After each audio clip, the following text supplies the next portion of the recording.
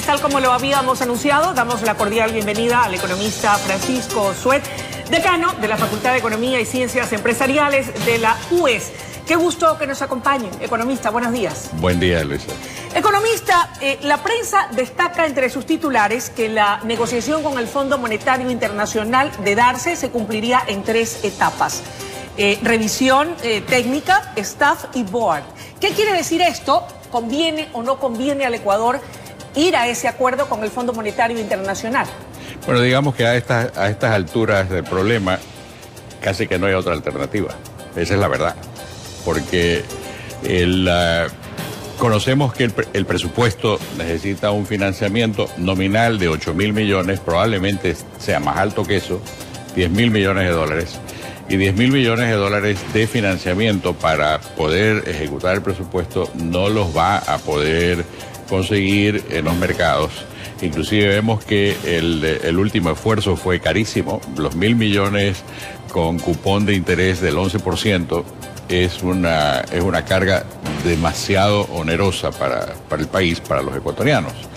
Entonces, es una situación en la cual ya no hay alternativa, sino que se debe de ir al fondo para tener un acuerdo con ellos.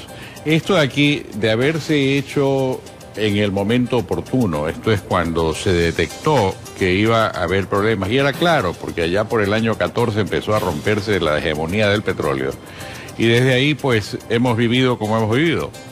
Entonces, lo ideal hubiera sido, a partir de ese entonces, tener la idea de hacer esta negociación. Economista, ¿hacia dónde deben destinarse esos 8.000 o 10.000 millones de dólares que podríamos obtener de ese acuerdo de negociación con el FMI? El Fondo Monetario no presta para ningún proyecto. El Fondo Monetario, de acuerdo a su mandato, lo que hace es que financia lo que se llama la balanza de pagos, la Reserva Monetaria Internacional. En consecuencia, quien recibe los fondos es el Banco Central. El Banco Central lo que tiene que hacer en ese momento es reponer la Reserva Monetaria Internacional. Esto es reponer aquellos depósitos que fueron gastados. Perfecto. Economista, entre 3.000 y 3.500 trabajadores, a la par de todas estas acciones o medidas que busca el gobierno nacional para poder conseguir dinero de fuera y poder capear el temporal que vivimos dentro, serán despedidos de las empresas públicas. Así ha sido confirmado por el gobierno nacional. Sería una reducción de la nómina de alrededor del 10% de empleados. Han dicho ellos para precautelar el trabajo honesto. ¿Esta es una buena señal de que estamos haciendo las cosas bien para poder obtener esa ayuda del Fondo Monetario Internacional? Todo proceso de ajuste requiere precisamente, por eso se llama de ajuste. Hay que dimensionar las cosas adecuadamente. Hubo una inflación, entre otras cosas, de empleo. Ecuador tiene en nómina burocrática, no estoy hablando de las empresas en este momento, más o menos el gasto del 9% del PIB. Para tener una idea, en Colombia y Perú ese gasto es del 3%, que era lo que era aquí antes del gobierno de Correa, por cierto. Entonces, el 9%, eso lo que le está diciendo es que hay un gasto excesivo. Y en el caso de las empresas públicas, los resultados operativos han sido negativos en más o menos 4.000 millones de dólares, eso sin contar ni la Telefónica, ni la Eléctrica, ni Petroecuador.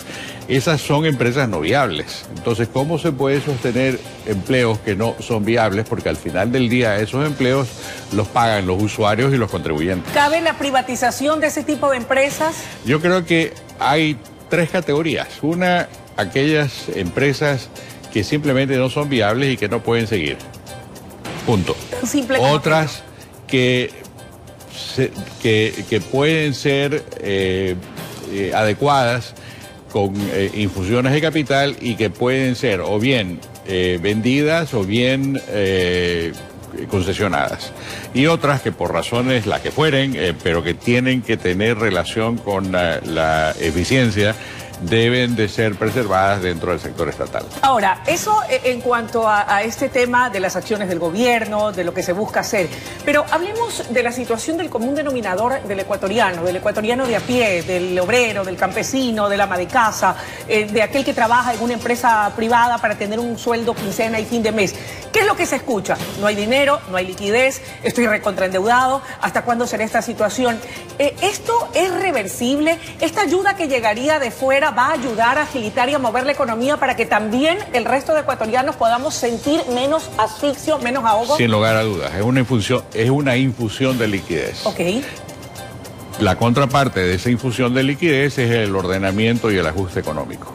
Entiendo. Entonces, en ese ajuste va a haber algunos, llamemos así, perdedores, ¿no? Pero lo importante es que la masa global sea ganadora. ¿Y quiénes son los que pierden? Los que pierden son, por ejemplo, aquellos que tienen empleos en las empresas púbicas y que los pierdan, por ejemplo. Esos son algunos de los que pierden. Los que serían denominados pipones, con sueldos dorados. Bueno, mire, hay montones, ¿no? Ya. Hay montones de esos. Más o menos, digamos que hay unos 30, 40 mil burócratas ¿ya? que se llevan una tercera parte de todo el gasto burocrático. Ahora, hablemos de las acciones que está tomando el Ejecutivo. ¿Son las correctas? ¿Es lo que debemos hacer? ¿Es lo que se debía haber hecho? ¿Cuándo podremos ver la luz al final del túnel? ¿Basta con este acuerdo o el problema va a persistir por cuánto tiempo más? El buen manejo económico es una tarea permanente. Ok. Es muy fácil descarrilar un buen manejo económico, es muy fácil destruir algo que está bien hecho y después reponerlo es tarea compleja. Entonces no es que aquí no hay milagros, no es cuestión de soplar y hacer botellas. Se tiene que ejecutar correctamente un acuerdo de suerte tal que por un lado haya ajuste, pero por otro lado haya liberación. Bien. ¿Liberación de qué? De la producción. En la medida en que la producción se libera, eso va a compensar cualquier ajuste e inclusive algunos empleos que se perdieron van a volver a poder ser captados. Ahora, economista, cuando hablamos de mejorar la competitividad, yo tengo una pregunta, ¿verdad? Porque no soy experta en temas económicos, pero siempre he escuchado que generalmente, no sé si a manera de satanizarlo por parte de quienes están en contra del Fondo Monetario Internacional o de tener que recurrir a este tipo de ayudas, pero se dice que las recetas fondomonetaristas son draconianas, que son lapidarias, que acaban con la tranquilidad de los pueblos que reciben ese tipo de ayudas. ¿Hasta dónde esto es cierto y hasta dónde recibir esa ayuda de entre 8 o 10 mil dólares por parte del Fondo Monetario Internacional va a conllevar también una carga impositiva que lejos de ayudar a salir a los sectores productivos y al ciudadano común, va a ser un lastre mucho más pesado con nuevos impuestos? Bueno, esa es una excelente observación, porque por ejemplo, se ha dicho, ¿no?, que una de las condicionalidades sería subir el IVA del 12 al 15%. ¿Y eso es bueno? No, no es bueno. Ya lo tuvimos anteriormente, recordemos, a raíz del terremoto de Manabí, que se subió de 12 a 14% y sin embargo las recaudaciones bajaron.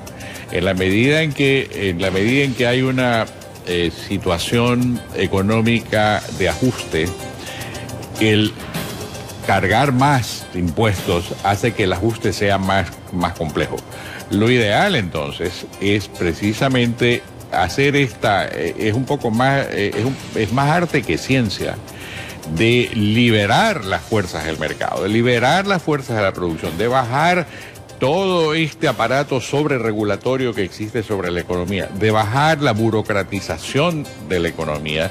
Y eso de ahí, esa es la mejor muestra. Yo no estoy de acuerdo con que simplemente se dé un ajuste en el IVA por ajustarlo, porque si eso lo que hace es que contribuye a que conservar el gasto público, entonces será un sacrificio inútil. Cualquier ajuste tiene que tener una contrapartida, ¿no?, de liberación. Y el ajuste, debemos terminar diciendo que el ajuste debe de ser dentro del propio Estado. Ahí es donde empieza, ese es el vector de infección del problema económico.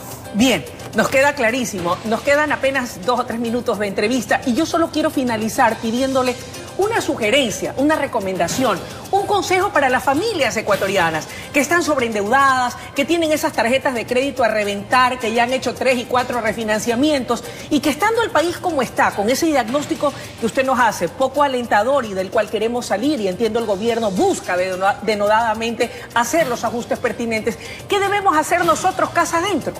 Bueno, siempre la frugalidad es lo que funciona.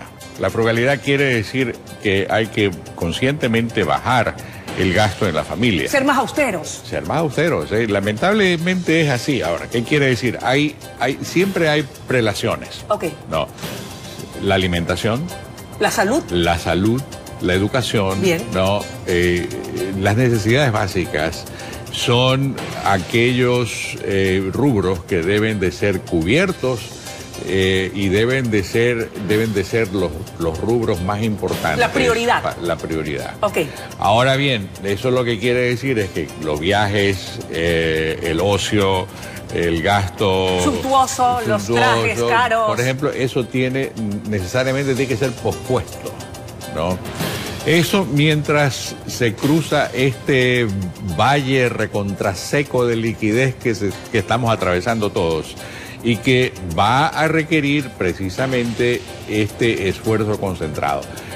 El ahorro es, curiosamente, el ahorro quiere decir el posponer el consumo. Okay. Es la fuente de la recuperación económica, porque todo ahorro lo que tiene una compensación en lo que se llama la inversión.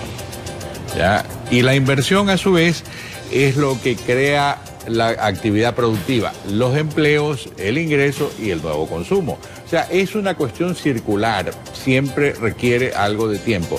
La economía y la salud humana, la manera como funciona el organismo humano, van muy de la mano. Por eso es que a mí me gusta utilizar estos ejemplos médicos, no porque soy médico, sino porque he aprendido a comparar los dos temas, y en este caso, el ser frugal, el hacer dieta, es importante para retomar la salud. Le agradezco muchísimo, y yo estoy segura de que muchos van a coincidir con lo que usted ha afirmado, porque entre más deudas uno tiene y llegan las facturas y las cuentas por pagar, lejos de sentirse aliviado, uno se enferma, le da estrés y ahí se complica todo. Así que enhorabuena por estas recomendaciones, Luisa, que definitivamente no es descubrir la pólvora, sino hacer aquello que no estamos acostumbrados a ser más austeros, más ahorrativos y a empezar a guardar reservas para mayo. Gracias por habernos acompañado. Un placer, Luisa.